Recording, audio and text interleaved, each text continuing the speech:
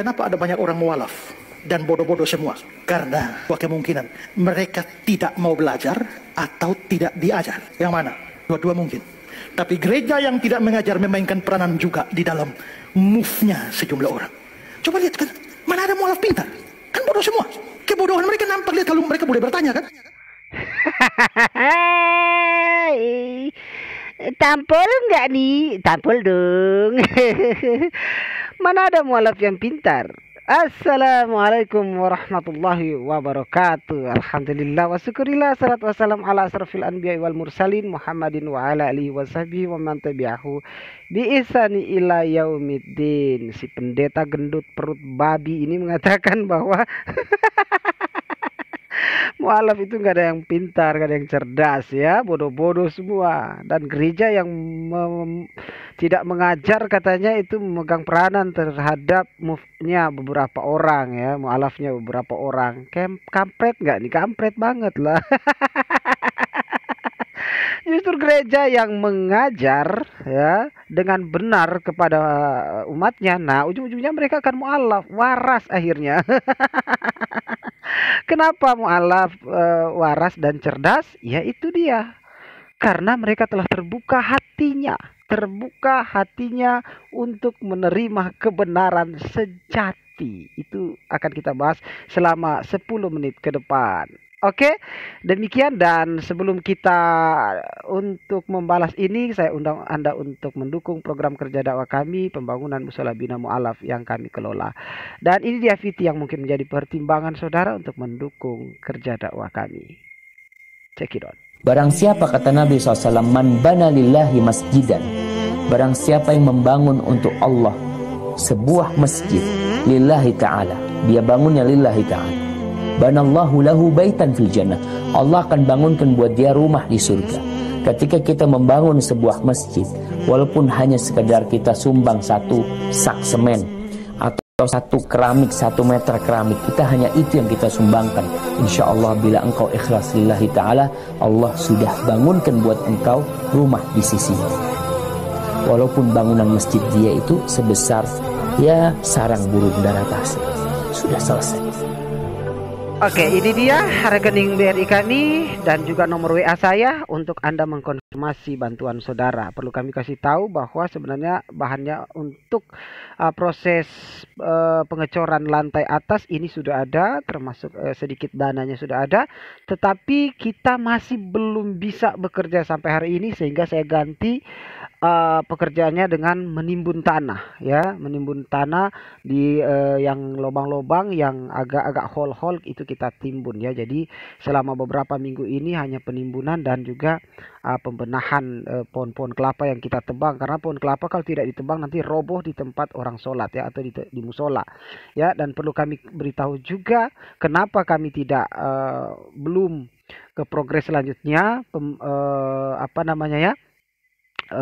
pembangunan selanjutnya, karena nggak mungkin kita mengecor atas dalam keadaan hujan yang nyaris tidak pernah berhenti sudah mau 2 bulan ini ya, sudah mau 3 bulan malah ya, nyaris tidak berhenti. Malamnya baru berhenti, malam pun masih ada sejam 2 jam untuk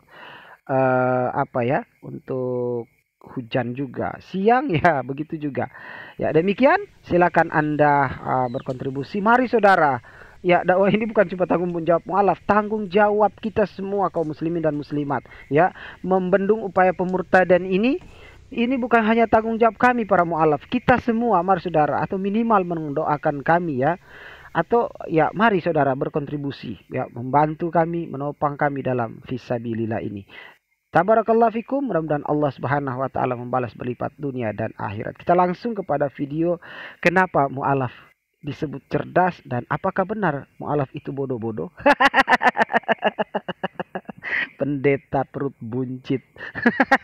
Kebanyakan makan perpuluhan kau ya, padahal perpuluhan bukan untuk pendeta tapi untuk orang Lewi. Kau bukan orang Lewi kau. Pakai dalil Maleakhi 3 ayat 10 untuk apa? Untuk merampok saku jemaat. Padahal itu kitab untuk orang Yahudi. Oke, lanjut aja. Kita nggak usah berlama-lama. Ya, ini dia satu video lucu yang mungkin membuat Anda harus mengatakan dan menyatakan serta mengakui bahwa mu'alaf itu cerdas setelah melihat, cerdas setelah belajar, dan waras setelah berpikir. Ini dia videonya ya. Kita lihat dulu video yang terlucu ini ya. Oke, ini dia. Teret teret teret. Alkitab dituduh dirubah-rubah. Siapa pelakunya? Ini parah nih. Bapak Ibu Saudara, Alkitab dituduh berubah-rubah. Siapa pelakunya? Pelakunya adalah aliran kekristenan sendiri, Bapak Ibu. Alkitab dituduh dirubah-rubah, Bapak Ibu. Siapa pelakunya? Aliran kekristenan itu sendiri. Jelas firman Tuhan bukan firman Tuhan lagi kan? Sudah dirubah kan? Waras kan mu'alaf? Makanya yang dengar video ini bukan kata saya, kata pendeta nih, pendeta Rinritan. Ya, yang dengar ini wajib mu'alaf. Yang nggak mu'alaf, ya memang bukan nggak pintar, tapi nggak waras. Nih lanjut. Saudara, Lembaga Alkitab Indonesia di zaman Belanda sudah ada, tapi namanya mungkin pakai bahasa Belanda. Ya. Oke. Kemudian Indonesia Merdeka 1945-46, antara 45-46 berdirilah Lembaga Alkitab Indonesia. Ini melanjutkan Lembaga Alkitab Belanda. Nah, ya. Denger tuh. Kita kan dulu dijajah. Waktu penjajahan itu mereka semboyannya apa? Gold, glory and gospel. Ayo dong. Emas, kejayaan, dan gospel, Injil Yesus. Jadi mereka itu sambil menjajah memberitakan Injil. Nah, ingat itu agama penjajah kan? Lanjut. Lalu muncullah Lembaga Alkitab Indonesia. Di Lembaga Alkitab Indonesia itu memfasilitasi semua aliran. Ya. Maaf kata, orang Katolik datang ke LAI. LAI, aku mau kitabnya kayak begini. Oke, dicetak oleh LAI, dikasih logo LAI. Protestan datang sama, Advent datang sama. Jadi LAI memproduksi Alkitab berbagai aliran. Tetapi dia juga menerbitkan satu-satunya Alkitab standar dunia. Apa itu? Yang ada huruf hitam, huruf merah. Lalu ini dia. Orang di luar Kristen baca, misalnya kelompok Mukalaf. Menurut Mukalaf, ini Alkitabmu ini dirubah-rubah. Ya. Kenapa dirubah-rubah? Karena dia membaca dari berbagai aliran. Alkitabnya Protestan beda dengan Alkitab Kristen. Kami ini orang Kristen. Nah, dia bilang tadi kekristenan. Kami ini orang Kristen. Berarti mereka yang berubah-ubah kan? Jadi para mu'alaf, bukan mukalaf. Kemudian mengatakan berubah-ubah. Apakah Tuhan Kristen, Tuhan Protestan, Tuhan Katolik itu berbeda? Wong Tuhannya sama-sama Yesus. Jadi mu'alaf itu cerdas, waras, atau bodoh. Ya terserah Anda menilainya. Terserah. Kita nggak marah kok dibilang bodoh. Yang penting ya kita berusaha waras lah gitu loh. Lanjut.